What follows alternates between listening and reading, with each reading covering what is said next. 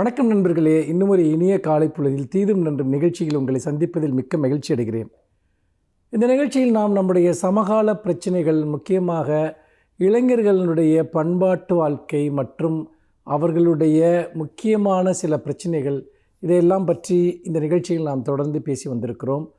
இந்த நிகழ்ச்சியில் நாம் அவற்றை பேசுவதனுடைய நோக்கம் என்பது, நம்மிடம் வெளிப்படக்கூடிய சில சிறு சிறு பண்பாடு சார்ந்த குறைபாடுகள் கூட நம்முடைய எதிர்காலத்தில் நமக்கு மிகப்பெரிய இழப்புகளை ஏற்படுத்தலாம் என்ற அடிப்படையில் நாம் ஒரு சமூகத்தினுடைய ஒரு பகுதியாக ஏய்ந்து வாழ வேண்டியதனுடைய அவசியத்தை இளைஞர்கள் கற்றுக்கொள்ள வேண்டியது எவ்வளவு முக்கியம் என்பதை உணர்த்துவதற்காகத்தான் நாம் இந்த நிகழ்ச்சியில் இளைஞர்களை பாதிக்கிற பல்வேறு பிரச்சனைகளை பற்றி பேசி வருகிறோம்.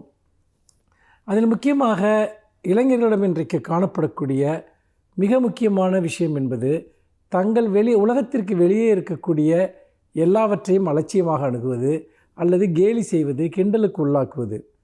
இதை நாம் தொடர்ந்து இன்றைக்கு இளைஞரிடம் அது வளர்ந்து வரக்கூடிய ஒரு போக்காக இருப்பதை நான் பார்க்கிறேன். அதாவது அவர்களுக்கென்று சில முக்கியத்துவம் வாய்ந்த உலகங்கள் இருக்கின்றன. அந்த உலகத்தில் இருப்பதையும் கூட அவர்கள் கிண்டல் செய்வார்கள். கிண்டல் செய்வதோ கேலி செய்வதோ தவறு கிடையாது. அது ஒரு நகைச்சுவையாக மட்டும், அதுவும் ஒரு ஆரோக்கியமான நகைச்சுவையாக மட்டும் இருக்கும் வரை.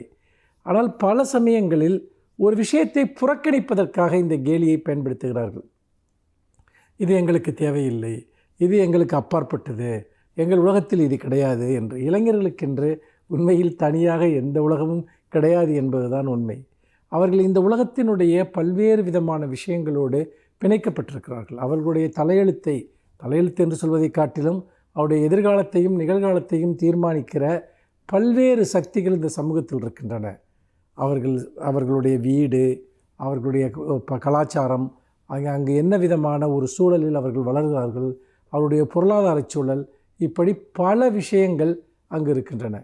அப்படி பார்க்கிற போது நாம் ஏதோ இளைஞர்கள் என்று தனியாக ஒரு உலகத்தில் இருக்கிறோம் என்று நினைத்து கொண்டிருந்தால் அவர்கள் தங்களை தாங்களே ஏமாற்றிக் கொள்கிறார்கள். இளைஞர்கள் செய்ய வேண்டியது இளைஞர்களாக எப்படி இருப்பது என்பதல்ல, இளைஞர்கள் எப்படி தங்களை காப்பாற்றிக் கொள்வது, தங்களை தக்க வைத்துக் கொள்வது என்பதில் தான் இளைஞர்களுடைய அனைத்து விதமான சாதனைகளும் இருக்கின்றன. அப்படி பார்க்கிற போது நாம் முதல் விஷயம் என்பது, இந்த எல்லாவற்றையும் பற்றிய கேலி என்பது அவற்றின் மீதான அக்கறையின்மையாக மாறுகிறதா என்பதை நாம் கவனிக்க வேண்டும். ஏனென்று கேட்டால், பொதுவாக இன்றைக்கு அதை கேலி செய்து புறக்கணிப்பதன் மூலமாக, ஒரு விஷயத்தின் மூலமாக நமக்கு கிடைக்கக்கூடிய பயன்களை நிறைய இளைஞர்கள் இழக்கிறார்கள். அவற்றை கற்றுக்கொள்வதிலிருந்து விளக்கப்படுகிறார்கள். உதாரணத்திற்கு அரசியல் என்றால் கேலி. ஒரு சினிமாவை பார்க்கிறார்களா, வெறும் கேலி மட்டும்தான் அவர்கள் மனதில் இருக்கிறது. ஒரு பொதுவான சம்பவம் நடக்கிறதா, அதில் கேலி. பெண்களை பார்த்தால் கேலி, பெண்களுக்கு ஆண்களை பார்த்தால் கேலி. இப்படி கேலி செய்து கொண்டே போவதன் மூலமாக ஒன்றை புரிந்து கொள்வதிலிருந்து நாம் விளக்கப்படுகிறோம். நமக்கு நகைச்சுவை இருப்பது தவறில்லை, நாம் சிரிப்பதற்காகத்தான் பிறந்தவர்கள். ஆனால் நாம் எதை பார்த்து சிரிக்க வேண்டும், எதனிடம் சீரியஸாக இருக்க வேண்டும் என்பதை பற்றி நமக்கு ஒரு வேறுபாடு தேவை. அந்த வேறுபாடு இன்றைக்கு அழிந்து வருவதை நான் பார்க்கிறேன். ஏனென்றால் சமூக வலைத்தளங்களில் எல்லாமே இன்றைக்கு கேலி பொருளாக்கப்படுகிறது.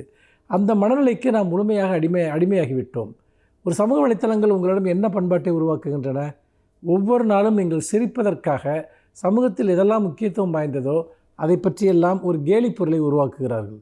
உதாரணமாக மீம்ஸ் ஒரு ஆரோக்கியமான விமர்சனமாக இருப்பதை பற்றி கவலை இல்லை. ஆனால் அதுவே அஃபென்சிவாக, அது இன்னொருத்தரை இழிவுபடுத்துவதாக இருந்தால் உண்மையில் அதை நாம் செய்ய வேண்டுமா? இப்படி கேலிகளின் வழியாக நாம் இழக்கிற விஷயங்கள் என்ன? நாளை நாம் இதை பற்றி பேசுவோம். மீண்டும் இன்னும் ஒரு புதிய சிந்தனையோடு உங்களை சந்திக்கிறேன். நன்றி, வணக்கம்.